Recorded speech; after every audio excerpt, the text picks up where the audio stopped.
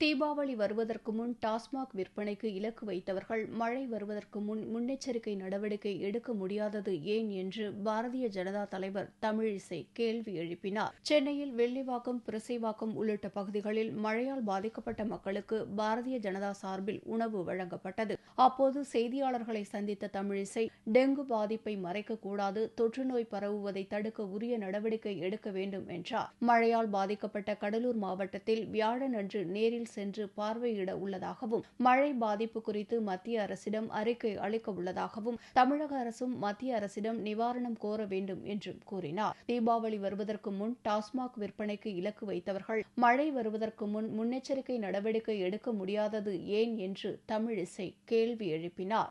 தீபாவளிக்கு டாஸ்மாக் இவ்வளவு விற்க வேண்டும் என்று தொலைநோக்கு திட்டம் போட்ட அரசு, மழை வந்தால், இந்த தண்ணீர் வந்தால் என்ன செய்வது என்று தொலைநோக்கு திட்டம் போடவில்லையே என்ற வருத்தம் எனக்கு இருக்கிறது.